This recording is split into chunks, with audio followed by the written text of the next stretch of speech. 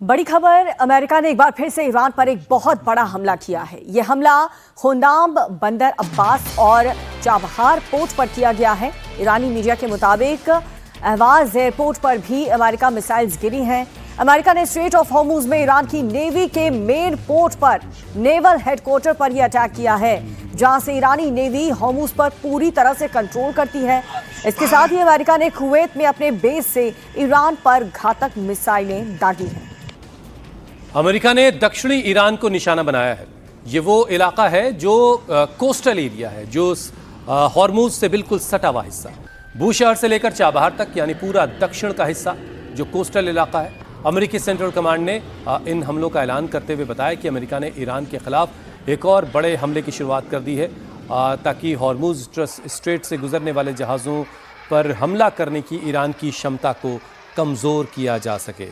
Iran की तरफ से भी बताया गया, सरकारी मीडिया की तरफ से, कि ईरान में अलग अलग जगहों पर धमाकों की आवाज़ें सुनी गई हैं। ईरानी सरकारी मीडिया ने बताया कि सिरिक में ताहे रोई गांव के पास भी हमले की पुष्टि की गई है। अब इस बीच खबर यह आ रही है कि अमेरिका ने ईरान के न्यूक्लियर पावर स्टेशन को निशाना बनाना शुरू कर दिया है।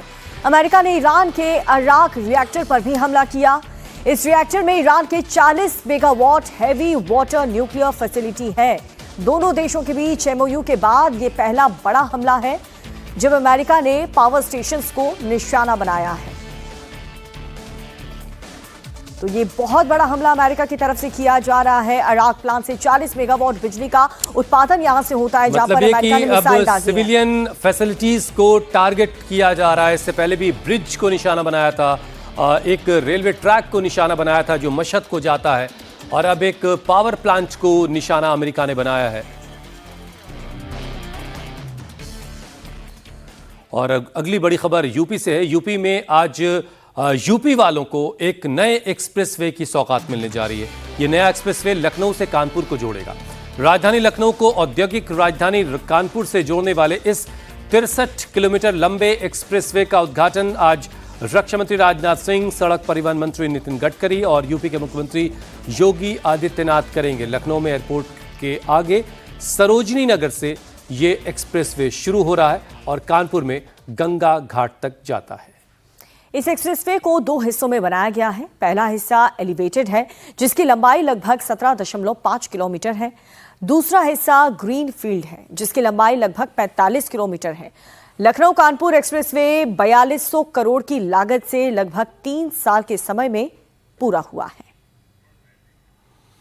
तो इस एक्सप्रेसवे के बन जाने से लखनऊ कानपुर के काफी करीब आ जाएगा। कानपुर लखनऊ के करीब पहुंच जाएगा। जिस सफर को करने में करीब 3 घंटे का वक्त लगा करता था, वो वक्त अब घट करके 40 से 50 मिनट का हो जाएगा।